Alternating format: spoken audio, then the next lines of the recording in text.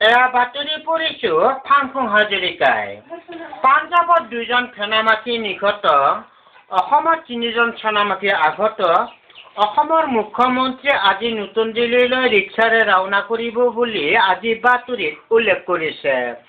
পাঞ্জাৱৰ সেনামাখীৰ মাজত গুলীয়াগুলী চলি আছে। গুলীয়াগুলী চলি আছে যদিও এতিয়াও গণ্ডগোল কমা নাই বুলিও বাতৰিত উল্লেখ কৰিছে। অলপতে শৰাইঘাট ব্ৰিজৰ তলত বেচা মাছৰ হেঁচা লাগি এখন পানী জাহাজ 3 টুকুৰা হৈ যায়। প্ৰশান্ত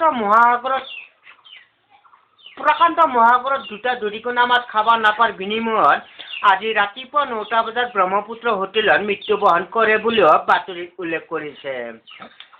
আপোনালোকে বাতৰি শুনিছে আকাশবাণী গুৱাহাটী লিংটি সিঙাৰ পৰা। যোৱাকালি দুপৰীয়া 12টা বজাত অসমৰ হাতীটো সাগৰটো ইপাৰ সিপাৰ হ'ব খোজাত মাউদৰ আণ্ডাৰপেণ্টটো খহি পৰাত হাতীটো লাজ পাই ডুবি যোৱাৰ ফলত সেনামাখী পাৰত হুলস্থুল হৈ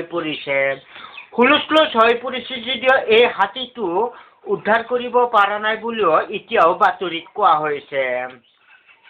এতিয়া শুনক নিয়োগ বাতৰি। এই অঞ্চলৰ কাউন্সিলৰে জনাইছে যে এইখিনি ঠাইত কেইটামান মদৰ পদ খালী হৈছে, তাৰ বাবেও আবেদন পত্ৰ বিচাৰিছে।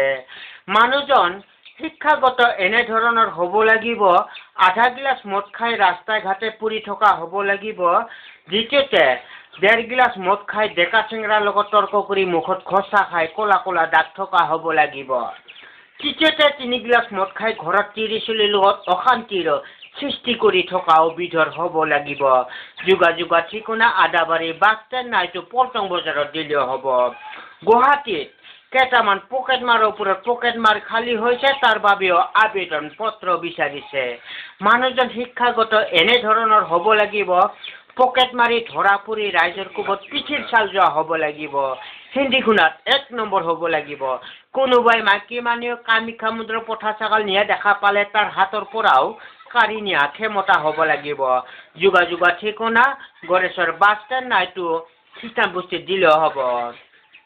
এতিয়া শুনক নিৰুদ্দেশ সম্পৰ্কীয় বাতৰি। যোৱাকালি দুপৰীয়া 12টা বজাত গড়েশ্বৰ কলেজৰ পিছ চাইডৰ পৰা এজনী ছোৱালী নিৰুদ্দেশ হৈছে। ছোৱালীজনী ওখই চাপৰকে চুটিকে হালিয়া মেখেলা পিন্ধাকে, বুকুখন উঠা, চুলিকেইডাল গোঠা, গলত গলমণি, হাতত হাত ঘড়ী, পিন্ধনত শাৰী, কপালত ফট। এইজন ছোৱালী কোনোলোকে সন্ধান পালে নিশ্চয় এই ঠিকনা নাইটো অচল পুলিচ থানাত জনাই যেন। ঠিকনা পোষ্ট অফিচ জমৰদুৱাৰ, থানা জমৰঘৰ, ডাকঘৰ পাতালপুৰ, নামটো নাহিজান্তা, ওখ 10 ফুট 10 ইঞ্চি, মাতৃভাষা অসমীয়া। আমাৰ আজিৰ বাতৰি ইমানে। গেজেং থেং।